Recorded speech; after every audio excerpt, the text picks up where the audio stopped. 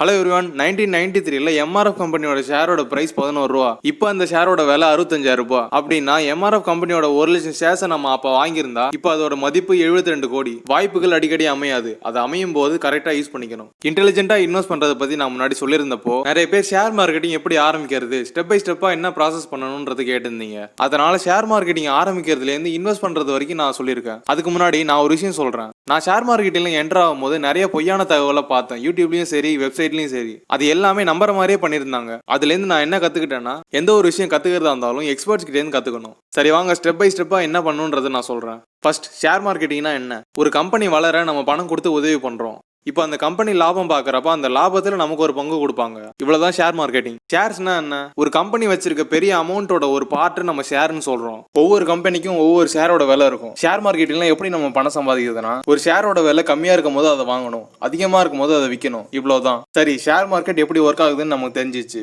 Share marketing எங்க பண்றாங்க? Bombay stock எக்ஸ்சேஞ்சிலையும் national stock எக்ஸ்சேஞ்சிலையும் இதை பண்றாங்க. ரெண்டுமே பாம்பேல தான் இருக்கு. அடுத்து, நம்ம ஒரு கம்பெனிலையும் ஷேர்ஸை வாங்க நமக்கு ஒரு புரோக்கர் தேவை. எதுக்கு புரோக்கர்? நம்மளே டைரக்டா கம்பெனிலேருந்து ஷேர்ஸ் வாங்கலாமே நினைச்சா அது முடியாது. புரோக்கர்ஸ் தான் நமக்கும் கம்பெனிக்கும் நடுவில் இருந்து பணத்தை ஷேர்ஸ் ஆகும், ஷேர்ஸை பணமாகவும் மாத்துவாங்க. நம்ம புரோக்கர் மூலியமா ஷேர்ஸை வாங்கும் போது அவங்க கமிஷன் எடுத்துப்பாங்க. சரி, இந்த புரோக்கர்ஸ் எங்க இருப்பாங்க? இதுக்கு ஆன்லைன்லேயே புரோக்கர் பிளாட்ஃபார்ம் இருக்கு. சரி, நம்ம புரோக்கர் தேவைன்னு முடிவு பண்ணியாச்சு. ஆனா 2 டைப் புரோக்கர்ஸ் இருக்காங்க. Discount brokers, full time brokers. Discount brokers யாருன்னா சீப் அண்ட் பெஸ்ட்ல ஷேர்ஸ் வாங்கி கொடுப்பாங்க. ஃபுல் டைம் புரோக்கர்ஸும் அதே தான் பண்ணுவாங்க. ஆனா எக்ஸ்ட்ராவா மார்க்கெட்ல ட்ரெண்டிங்கா என்ன இருக்கு, இப்போ இதை வாங்கினா அதிக லாபம் பார்க்கலாம் அப்படின்ற விஷயத்த சொல்லுவாங்க. நான் டிஸ்கவுண்ட் புரோக்கர்ஸ் தான் சஜஸ்ட் பண்ணுவேன். ஷேர் மார்க்கெட் எக்ஸ்பர்ட்ஸோட புக்கை படிச்சே நம்ம மார்க்கெட்டை கத்துக்கலாம். சரி, டிஸ்கவுண்ட் புரோக்கர்ஸ்ல எந்த புரோக்கர்ஸ் சூஸ் பண்றது? 5Paisa, Zerodha, ஏஞ்சல் புரோக்கிங், இவங்க 3 புரோக்கர்ஸ் தான் இந்தியாலே டாப்ல இருக்காங்க.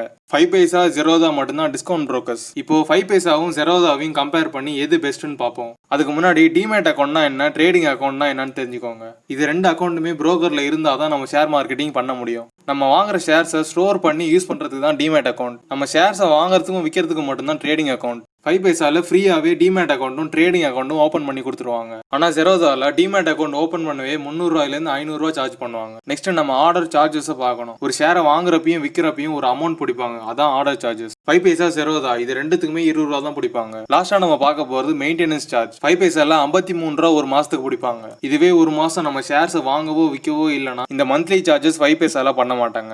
Zerodhaல 3 மாசத்துக்கு 300 ரூபாய் கிட்ட சார்ஜ் பண்ணுவாங்க. நம்ம ட்ரேட் பண்ணாமலே இருந்தாலும் சார்ஜ் பண்ணுவாங்க. இந்த கம்பேரிசன்லேயும் தெரிஞ்சிருக்கும் 5Paisa புரோக்கர் ஒரு சீப் அண்ட் பெஸ்ட்னு. இந்த புரோக்கர்ஸோட அபிஷியல் வெப்சைட் லிங்க் கீழே டிஸ்கிரிப்ஷன்ல கொடுத்துருக்கேன். அக்கௌண்ட் ஓபன் பண்ணி இன்வெஸ்ட் பண்ண ஸ்டார்ட் பண்ணுங்க. நீங்க 5Paisaல அக்கௌண்ட் ஓபன் பண்ணும்போது கீழே டிஸ்கிரிப்ஷன்ல நான் ஒரு கோட் கொடுத்துருக்கேன். அந்த கோட் யூஸ் பண்ணி நீங்க அக்கௌண்ட் ஓபன் பண்ணீங்கன்னா 650 ரூபா உங்களுக்கு ஃப்ரீயா கொடுப்பாங்க ஷேர்ஸ் வாங்கறதுக்கு. நான் இதை விளம்பரப்படுத்துறதுக்காக உங்களுக்கு சொல்லல, ஜஸ்ட் மார்க்கெட்ல எது பெஸ்டா இருக்கோ அதை உங்களுக்கு காட்டியிருக்கேன். சரி, நீங்க அக்கௌண்ட் ஓபன் பண்ணிட்டு உள்ளார போறீங்க. அங்க நிறைய ஆப்ஷன் இருக்கு. அந்த ஆப்ஷன்ஸ்லாம் பார்த்து கன்ஃபியூஸ் ஆயிடாதீங்க. அதுல என்னென்ன இருக்குன்னு கேட்டா, equity, commodity, currency, mutual fund, options. ஈக்விட்டினா சாதாரணமா நம்ம ஒரு கம்பெனி ஸ்டாக்ஸை வாங்கி விற்கிறது. கமாடிட்டிஸ்னா ஆயில், கோல்டு, சில்வர் இதெல்லாம் வாங்கி விற்கிறது. அடுத்து கரன்சி, இதை ஃபோரெக்ஸ்னு சொல்லுவாங்க. இதுல நம்ம மற்ற நாட்டு கரன்சியை ட்ரேட் பண்ணலாம். மியூச்சுவல் ஃபண்ட்ஸ்னா என்னன்னா, நம்ம ஒரு இன்வெஸ்ட்மெண்ட் கம்பெனில பணம் போடுறோம். அவங்க 3லேருந்து 5 வருஷம் கழிச்சு அவங்க கொஞ்சம் பர்சன்டேஜ் லாபம் பார்த்து கொடுப்பாங்க. அவங்க எப்படி லாபம் பார்த்து கொடுக்குறாங்கன்னா, நம்ம ரிசர்ச் பண்ணி ஈக்விட்டியில இன்வெஸ்ட் பண்றோம் இல்லையா, அதே மாதிரி நம்ம பணத்தை ஈக்விட்டியில இன்வெஸ்ட் பண்ணி லாபம் பார்ப்பாங்க.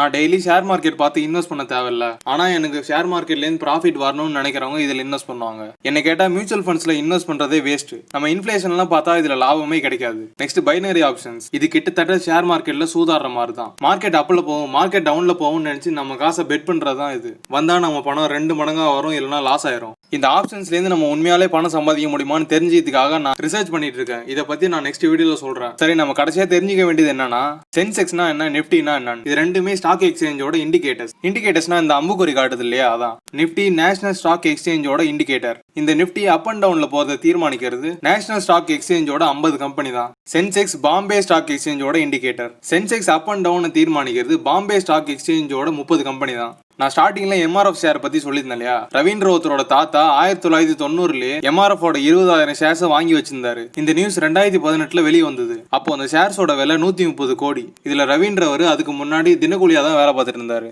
நான் இன்வெஸ்டிங் அண்ட் ட்ரேடிங் பத்தி தனித்தனி வீடியோல போட்டிருக்கேன், பார்த்து தெரிஞ்சுக்கோங்க. இந்த மாதிரி உண்மையான தகவல்லாம் தெரிஞ்சுக்க எங்க சேனலை சப்ஸ்கிரைப் பண்ணுங்க. Thank you friends.